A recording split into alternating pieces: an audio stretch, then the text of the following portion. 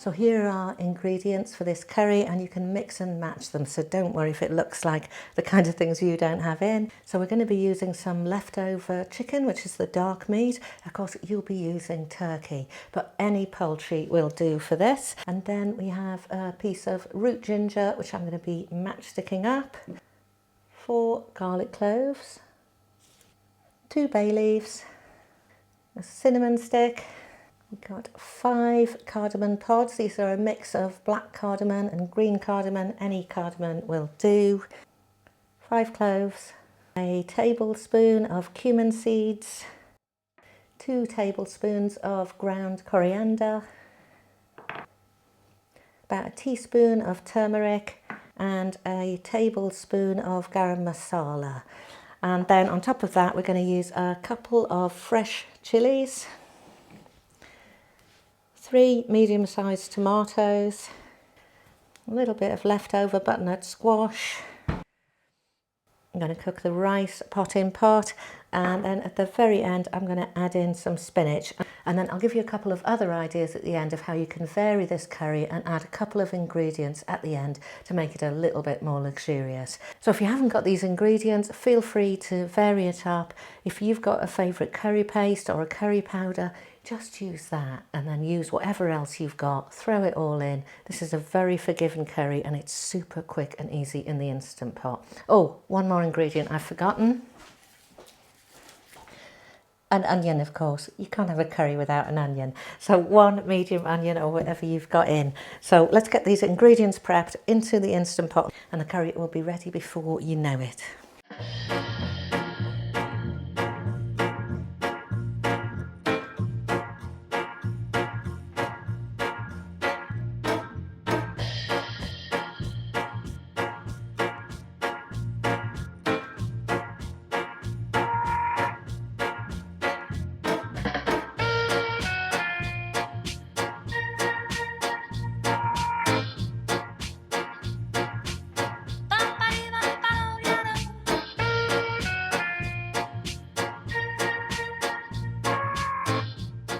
So that's our ingredients prepped, and now we just need to get the rice and the curry on to cook.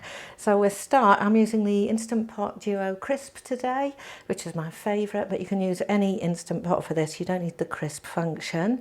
So I'm going to start by putting the Instant Pot onto Sauté high. It's going to do its warm up, and I'm going to add in some coconut oil. That's about a tablespoon. And now the fat's melted, I'm going to add in our whole spices. So the cumin will go in, cinnamon, bay leaves, and the cardamon pods, and the cloves. So any of your whole spices, we get those in first and just get them warming through till they start to release a little bit of aroma. Now we're going to add in the chopped onion, so roughly chopped onion. And as with all curries, it's good to let your onions cook down a little bit. And while those are cooking, let me just show you what I'm going to do with the chilies. So I'm not going to chop the chilies, I'm just going to use them whole. Just make a little slit in each side with a sharp knife. Okay, so those onions are just starting to brown now. I'm going to add in my ginger, and in goes the garlic. So the garlic always goes in later than the onions because it can burn very easily. A quick stir, and add in our 2 slit chilies, and they go whole. Let's see how easy this is once you've got your ingredients. And then we're going to add in our dry spices. So in goes the turmeric, in goes the garam masala, and in goes the ground coriander. I'm just going to give that a bit of a stir, and I'll loosen it with a bit of water. Whoops, I think we've steamed up. I'm just cooking off these spices a little bit. Hope that you can see something in there. Okay, lovely. So now we're going to add in our tomatoes. In they go. Squash. So we're just stirring the veggies so that the curry paste and all those beautiful fragrant ingredients are all combining and covering the veggies. So we're just going to add some water now for the cooking stage. 2 cups of water as a minimum. Give it a stir. And now we also want to cook our rice pot in pot. So if you've got a new Instant Pot for Christmas, this is one of the brilliant things about the Instant Pot, is that you can cook more than one thing at the same time, less washing up. So I'm going to use my rack for my bowl. And then I've got a cup of basmati rice here, and I'm going to add a cup of water. I'm going to pop that on top. And then you can do this without covering it, or you can cover it. So I'm going to cover the little dog bowl looking bowl, which isn't a dog bowl, I promise, with my jolly Christmassy silicone lid. And then we will put on the pressure cooker lid. And we're going to cook this for 3 minutes on pressure cook high, and then leave it for a 10-minute slow release. And that means that the rice will be beautifully cooked, and we can then just finish off the curry and serve up.